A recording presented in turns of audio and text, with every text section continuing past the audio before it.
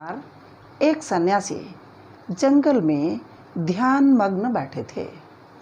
वो रोज गांव के बाहर एक पेड़ के नीचे बैठा करते थे। लोग उनकी बहुत इज्जत करते थे और वो लोगों का बहुत ध्यान रखा करते थे। ऐसे ही एक दिन एक वृद्ध आए और सन्यासी के पांव छूकर उनका आँख खुलने का इंतजार करने लगे। ये देख के सन्यासी को हैरानी हुई कि ये अजनबी इंसान कौन है। उनके मन में इच्छा जगी कि मैं इसके बारे में जानकारी हासिल करूं कि ये मेरे पास क्यों आया है और इसने मेरे चरण स्पर्श क्यों किए हैं। सन्यासी ने वृद्ध को बैठने के लिए कहा और उनसे उत्सुकतावश सारी बातें जानने की कोशिश की कि उसके यहाँ आने का अर्थ क्या है, क्यों आया है। सन्यासी उसे उसके बारे विषय जानकारी लेने लगे, उससे पूछने लगे कहाँ से आए हो, क्यों आए हो, क्या कारण है और मेरे चरण स्पर्श करके तुम क्या चाहते हो। वृद्ध ने हल्की सी मुस्कुराहट के साथ सन्यासी से कहा, मैं आपके शरण में कुछ जानकारी लेने और कुछ देने आया हूँ। सन्यासी ने पूछा, कैसी जानकारी? और मैं अजनबियों के साथ बात नहीं करता, मैं सिर्फ इस गांव के लोगों की भलाई चाहता हूँ और अपना जीवन उसी पर न्यौछावर कर देना चाहता हूँ।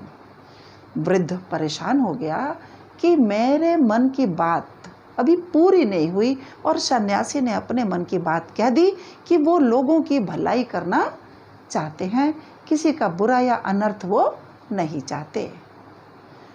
फिर बार बार सन्यासी के पूछने पर उन्होंने कहा कि मैं इस गांव के लोगों को बताने आया हूँ कि उनके सिर पर मौत मंडरा रही है। सन्यासी गुस्सा हो गया और बोले, ये हो नहीं सकता, मैं जब तक बैठा हूँ इस गांव का कोई अनर्थ नहीं कर सकता। वृद्ध हंसने लगे, वो कैसे? आप क्या परमात्मा से ऊपर हो, अपने आप को भगवान मानते हो? सन्यासी चुप हो गए, बोले ठीक है। वृद्ध को हाथ जोड़े और वो ठीक है। उन्होंने कहा वृद्ध को कि देखिए, आज तक मेरी मर्जी से इस गांव में कोई नहीं घुसा, अनर्थ होने की बात तो दूर की है। तब वृद्ध ने अपना परिचय दिया, हे सन्यासी महात्मन, मैं भगवान ईश्वर लोक के यम का दूत हूँ। दूत यानी मैसेंजर, यम यानी जो मौत के देवता हैं। साक्षात मौत का पैगाम लेकर आया हूँ। आपके गांव से कुछ लोगों की जान लेने आया हूँ। कैसे संभव है ये? तुम क्यों कर रहे हो? इस गांव के लोग तो बहुत अच्छे हैं, बहुत भले हैं, बहुत सरले हैं।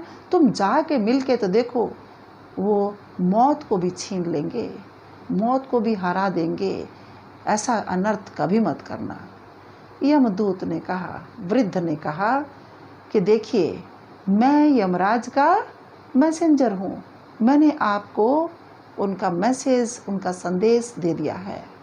और यह कह के कुछ ही क्षणों में 4 कदम चल के वो अदृश्य हो गए। अब सन्यासी परेशान थे, फिर भी उन्होंने ज़्यादा ध्यान नहीं दिया, क्योंकि वो जानते हैं ईश्वर ही हमारा भला और बुरा कर सकते हैं और कोई नहीं। इसलिए वृद्ध की बात आई गई हो गई। वृद्ध ने ये बात उन्हें कही थी कि मैं कुछ लोगों की जान लेने आया हूँ। थोड़ी देर तक मानसिक परेशानी रही, फिर वो अपने काम में व्यस्त हो गए। लेकिन थोड़ी देर के बाद पूरे गांव में रोने चिल्लाने की आवाज़ें आने लगी, कोहराम मच गया, रोग विलाप करने लगे। क्या? ना उसके घर में मौत हो गई, उसके घर में मौत हो गई, उसके घर में मौत हो गई। गांव में कुछ घरों से लोग रोते बिलखते सन्यासी जी के पास आए। ओह, सन्यासी ने कहा, मुझसे बड़ी भूल हो गई। मैंने वृद्ध से जो बातें की, मैंने उस पर ध्यान नहीं दिया। एक बार मुझे वृद्ध मिल तो जाए, मैं तब उससे पूछूंगा कि उसने मुझसे झूठ क्यों कहा। क्या झूठ था? उसने मुझे कहा था कि मैं कुछ जाने लूँगा और यहाँ पूरे गांव खाली हो गया। इसी विचार विमर्श में लोगों के साथ अपना दुख साझा करके वो लौट रहे थे कि सामने से उन्हें वृद्ध आता हुआ दिखाई दिया। सन्यासी भड़क उठे और पूछा, तुमने झूठ क्यों कहा? यम के दूत भी झूठ बोलते हैं कभी? इस पृथ्वी पे तो लोग लालच भी हैं, झूठ भी बोलते हैं, मगर यम के दूत? ऐसा कभी नहीं सुना। बोला, क्या हुआ महाराज? बोले, आपने पूरा गांव खाली कर दिया। मेरे गांव में कुछ ही जन रहते थे और सबके सब खत्म हो रहे हैं, विलाप करने वाला कोई नहीं। उन्होंने कहा, मैंने किसी की जान नहीं ली, मैंने कुछ 5 या 6 लोगों की जान ली, बाकी की जान अपने आप उन्होंने खो दी। वो इतने भयभीत हो गए, इतने डर गए कि स्वस्थ लोग किस तरह मृत्यु को प्राप्त हो गए। कोई बीमार नहीं था, फिर भी मर गए। अचानक से इनको हुआ क्या? मैं झूठ नहीं बोल रहा हूँ सन्यासी जी, और मेरे को यम ने जितना कहा मैंने उतना कहा, बाकी लोग डर के अपनी जान खुद गवा बैठे। देखो, अभी भी वही हाल है। हम महामारी के चक्कर में पिछले मार्च से अंदर बैठे हैं। मार्च महीने से लेके आज तक हम इंतज़ार कर रहे थे कि अब लॉकडाउन खुलेगा, महामारी ख़त्म होगी, लेकिन नहीं, फिर से 31 जुलाई तक ये फिर बढ़ गया। तो बच्चों, हमें बड़ी बहादुरी के साथ इसके साथ लड़ना है, अपने आप को साफ सुथरा रखना है, सैनिटाइज करना है, बाहर नहीं निकलना, मुंह पे मास्क लगाना।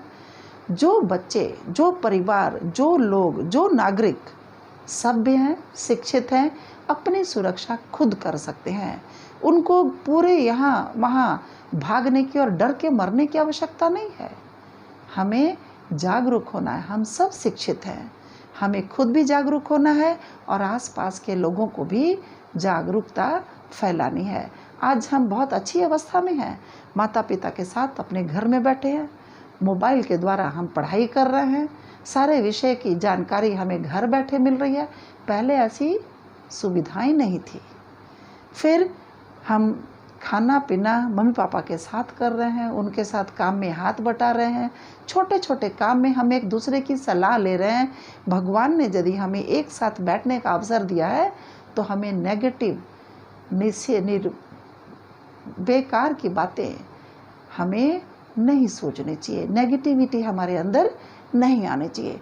हमारा दिमाग बहुत तेज़ चलता है, हम पॉजिटिव सोचेंगे, हमारे शरीर के सारी प्रतिक्रियाएं भी पॉजिटिव होंगी। हमें कभी उल्टा नहीं सोचना चाहिए। ना हम घर से बाहर निकलेंगे, ना हम कोरोना को इनवाइट करेंगे। हम अपने परिवार के सदस्यों के साथ स्वस्थ रहेंगे। आने वाली पीढ़ी को कल आप लोग यही बताओगे कि once upon a time there was, क्या था? हैरान हो के बच्चे और आने वाली पीढ़ी पूछेगी, क्या था सर, वो क्या था? अरे बच्चों, लॉकडाउन हो गया था, हम सब अंदर बैठे थे, महामारी फैल गई थी और कई दिनों तक रही, हम विद्यालय नहीं जा सके। एक इतिहास बन जाएगा, एक हिस्ट्री बन जाएगी।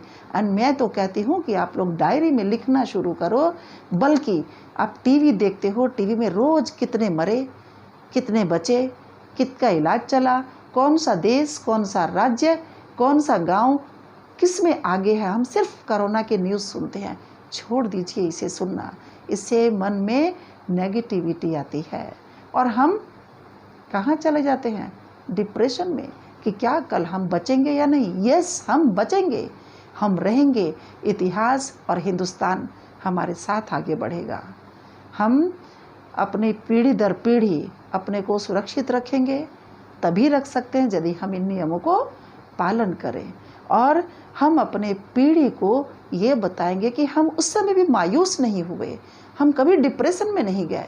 हम हर समय अपने फ्रेंड्स के साथ बात करते थे, अपने शिक्षक के साथ बात करते थे, शिक्षिकाओं से बात करते थे और रोज़ क्या पढ़ाई हो रही है उसके बारे जानकारी लेकर माता पिता के साथ बैठकर पढ़ाई करते थे। मेरा आप सबको बहुत बहुत धन्यवाद। आप लोगों ने चैनल सब्सक्राइब किया, मुझे बहुत सारे कमेंट्स दिए, जिससे मैं उत्साहित महसूस करती हूँ। आप लोग के आशीर्वाद से आप लोग इसी तरह ब्लेसिंग्स देते रहिए, ताकि मैं आपके लिए अच्छे अच्छे वीडियो बना के आपके साथ शेयर कर सकूं। धन्यवाद।